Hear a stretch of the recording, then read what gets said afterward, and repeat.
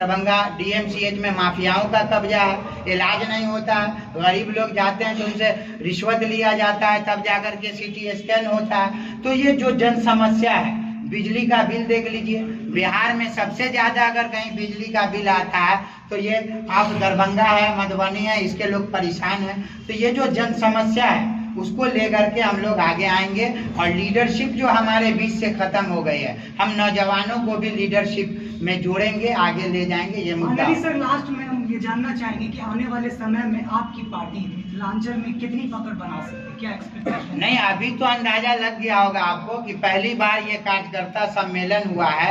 दरभंगा, मधुबनी, जयनगर के कोने कोने से लोग आए हुए हैं।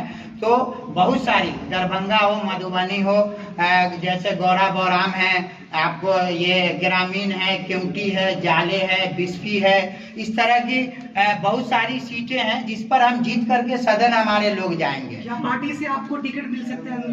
नहीं, देखिए अभी तो अगर मैं चुनाव लड़ने के लिए इतना उत्सुक होता तो मैं कब का लड़ गया होता, लेकिन ऐसा कुछ नहीं। अभी हमारी पहली प्राथमिकता है कि हम पार्टी के संगठन को मजबूत करें, कार्यकर्ता बनाएं और 2025 में 50+ सीट जीतने की क्षमता बनाएं। अरे सुनिए, और भी पत्रकार है, पत्रकार के गर्मा को इतना नहीं खराब किया। पार्टी का मिथिलांचल में कद बढ़ाने की आप बात कर रहे हैं, उसी प्रकार एक राजद जो है अब्दुल बारी सिद्दीकी को एक बड़ा पद देने जा रही है बिहार में। नहीं, वो पहले भी रहे हैं बड़ा पद पे। वो मुसलमानों के नेता नहीं है, गरीब दलित के नेता नहीं। अभी उनका आपने केवटी में हश्र देखा कि बड़े लीडर थे, अपना सीट बदल के आए, जिस पार्टी से आए उन्हीं के लोगों ने उनको हरा के भेज दिया। तो इन लोगों का जनाधार खिसक चुका है और लोग भी जान रहे हैं। तो अब लोग बदलाव चाह रहा है, अधिकार चाह रहा है, हिस्सेदारी चाह रहा है। तो हम लोग उसके लिए काम करेंगे और लोग हमारे साथ आएंगे और हम लोग मजबूत होंगे।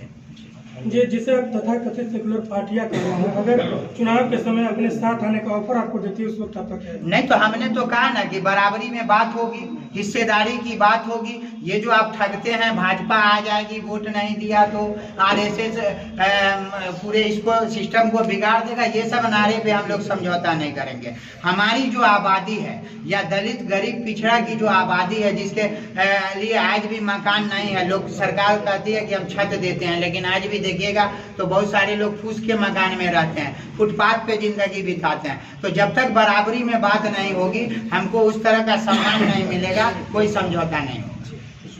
क्या कहेंगे आप ये बताइए, कोई भी इलेक्शन कमीशन क्या जातिगत किसी पार्टी को रजिस्ट्रेशन देती है?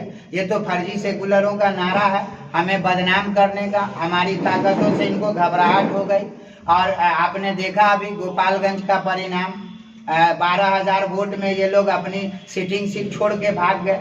तो ये तो इनकी बुखलाहट बताती है, क्योंकि हमारे वोटों पे इन लोगों ने 70 सालों से राज किया। अब हम अपने अधिकार के लिए आ गए हैं, अपने गरीब दबे कुचले लोगों की आवाज बनने आए हैं और उनको सदन तक ले जाने की लड़ाई लड़ने के लिए आ गए हैं। तो हम पर ये सब टैग नहीं चलेगा।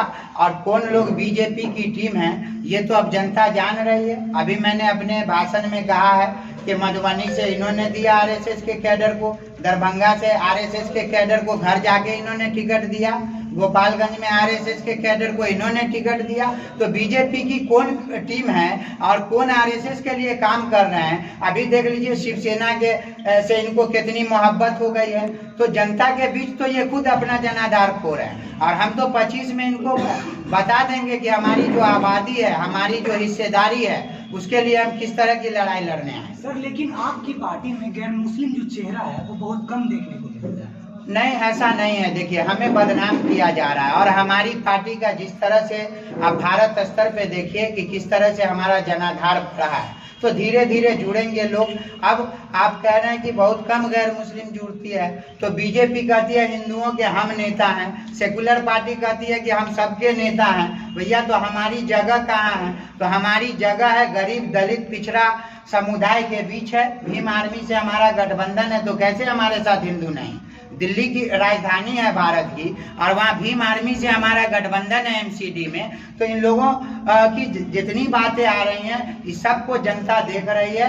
और 2024 में मोदी जी भी भागेंगे और 25 में बिहार से ये सेकुलर पार्टियों को भी भगाएंगे। आने वाले विधानसभा 2025 में आपकी पार्टी या आपका स्वयं क्या मुद्दा होगा इस मिथिला में? हमारा मुद्दा है सीधा, आप देख लीजिए कि जब मैं जाता हूँ गांव की ओर तो लोग रोजगार के लिए प्रदेश में मिलते हैं, बूढ़ी माँ घर में होती है, रोजगार नहीं मिलता है लोगों को। गवर्नमेंट स्कीम करती है कि हम लोन देते हैं, उसमें भी रिश्वत मांगते हैं, गरीब लोग कहाँ से देंगे।